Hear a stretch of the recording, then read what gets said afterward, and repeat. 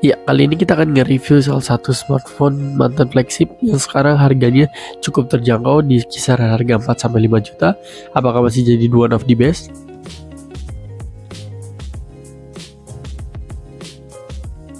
Ya, dengan harga situ kalian bisa mendapatkan spesifikasi yaitu Exynos 990 dengan fabrikasi 7 nanometer, 6.2 inch Dynamic AMOLED 120Hz, sudah stereo speaker dengan Dolby Atmos, ada NFC support, fingerprint under display dengan sistem ultrasonic, 4000 mAh baterai dengan 25 fast charging, ada 15 watt wireless charging, dan kerennya di sini ada reserve wireless charging.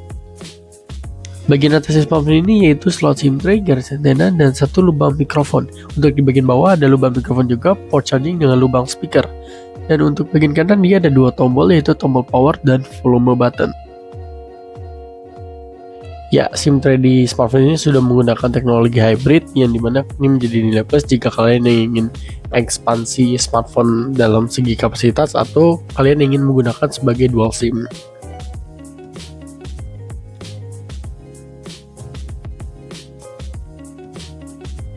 Ya, untuk fingerprint under display-nya kalau kita bisa rating ya dari 1 sampai 10 mungkin 10 ya, karena di Samsung Galaxy S20 ini dia sudah menggunakan teknologi ultrasonic yang dimana teknologi ini dia dapat menangkap sidik jari lebih akurat dan cepat. Bener-bener kayak seamless banget.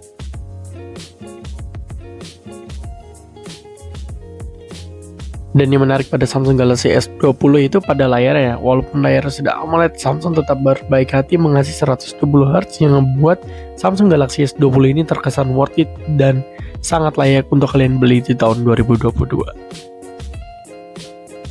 Ya, Samsung Galaxy S20 ini juga memiliki NFC yang dimana ini adalah fitur wajib ya di tahun 2022.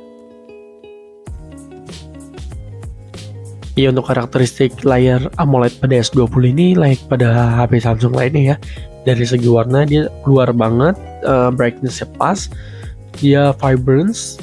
Pokoknya untuk gue rating dari 0 sampai 10 untuk layarnya bisa 9,5. Karena emang benar-benar bagus banget layar pada panel AMOLED-nya Samsung.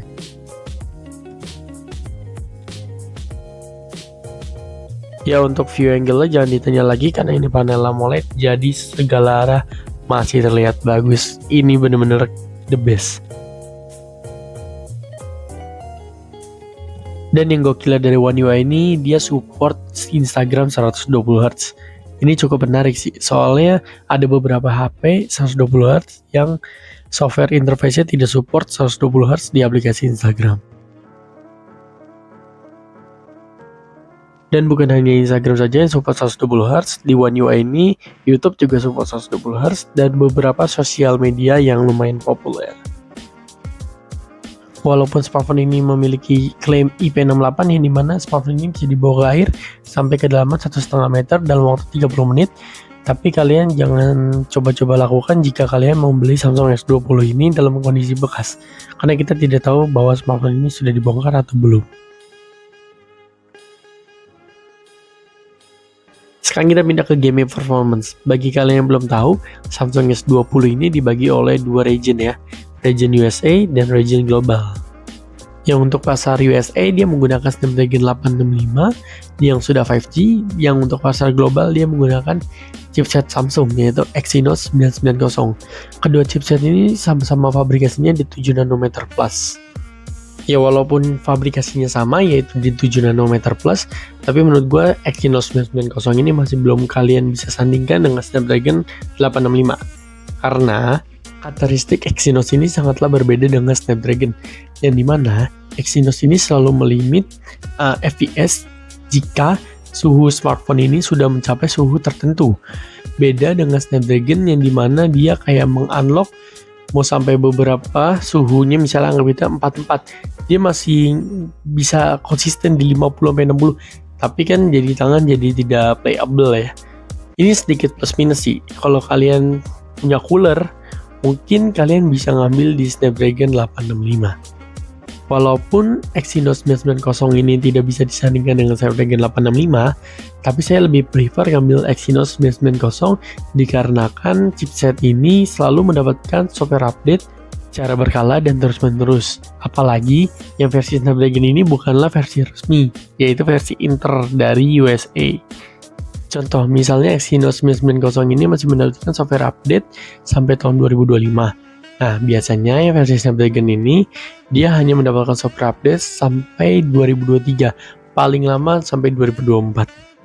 Semoga software update seterusnya dari Samsung dapat mengunlock Mobile Legends di 120 fps. Dikarenakan Samsung sedang gencar-gencarnya mengeluarkan smartphone yang lumayan terjangkau, yang panel displaynya sudah bisa support 120 Hz. Sekarang kita pindah ke speaker test. Bagi yang belum tahu, smartphone Samsung Galaxy S20 ini dia sudah berformat stereo ya. Yang salah satunya itu ada di bagian dekat port charger, dan yang satunya ada di bagian earpiece. Dan berikut adalah hasil suaranya.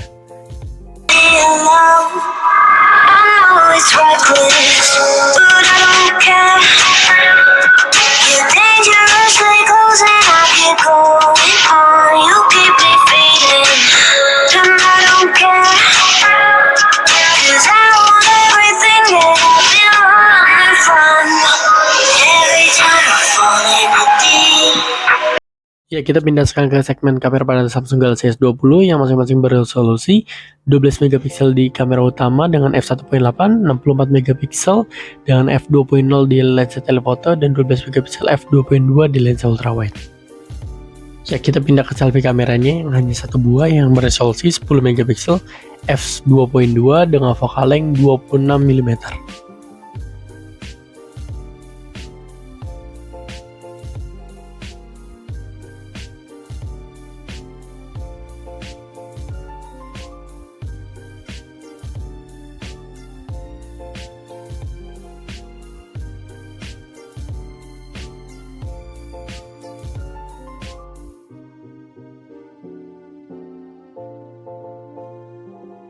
Perekaman Samsung Galaxy S20 kamera belakangnya juga lumayan insane ya.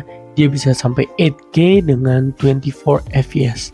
Pindah ke kamera belakangnya, ini masih belum resolusi paling maksimal, dia di 4K 30 fps lagi, kita cobanya. Dan ini kayaknya ada stabilisasinya ya, jadi lumayan stabil. Dan kita coba bawa lari.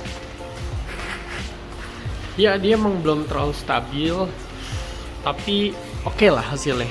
Dia juga ada fitur ini ya, by the way, super steady. Dia di locknya cuma di 1080 30 fps, dan gue nanti mau lihat sebagaimana stabilnya di super steady. Ini untuk dynamic range gue mau lihat. Oke, dia cukup baik. Di sini dia bisa dapetin pohonnya, dan awannya juga masih tertangkap dengan baik. Dan surprisingly hasilnya good banget sih hasil kameranya. Kita mau lihat yang super steady, oke? Itu gambar sedikit ke crop dibandingin kamera biasa, tapi lihat dynamic range-nya.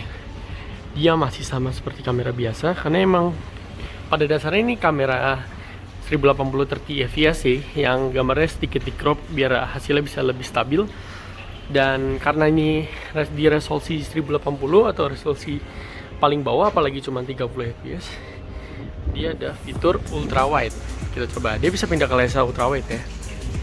Yap, ya ini hasilnya.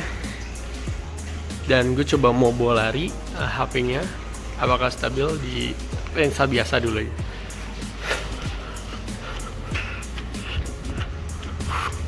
Hasilnya benar-benar stabil men, benar-benar cukup impresif sih. Untuk gue ini pertama kali nyoba super steady ya by the way. Dan hasilnya kalau misalnya ditambah gimbal mungkin bisa jadi lebih insane lagi stabilnya. Tapi menurut gue ini untuk sehari-hari kalau kalian mau rekam video stabil ini bakal kepakai banget kok. Cukup amazing. Gila. Ya, segitu dulu. Ya, gue sedikit kelupaan, dan ini adalah perekaman ultra wide nya. Lihat coba dari dynamic range. Jadi cukup bisa menangkap dengan baik ya. Ini ultra wide nya cuma bisa dipakai di 30 fps. Jadi kalian bisa pakai di 1080 30 fps, kalau nggak di paling tingginya di 4K 30 fps. Gue suka sih dari semua fitur ya, atau mau kalian mau pakai yang mana, super steady, biasa, dynamic range-nya sangatlah baik guys. Nah, karena ini di 30 fps, jadi kita bisa pindah-pindah lensa ya. Ini lensa ultra wide, kita coba pindahin ke sini ya. Lensa ultra wide, kita bisa pindah ke lensa yang primary atau lensa 1. Yuk. dan kita bisa 3 times zoom. Kita coba zoom ke lampu sana. Dan detailnya masih dapat guys. Ini coba kita balikin lagi pertama, dan kita pindah ke ultra wide.